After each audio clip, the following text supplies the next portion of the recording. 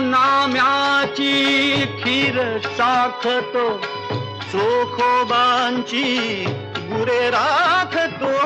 हा नाम्याची खीर साखतो, चोखोबांची गुरे राखतो. पुरंदराचा हा परमात्मा, पुरंदराचा हा परमात्मा, वाली दामाजीचा.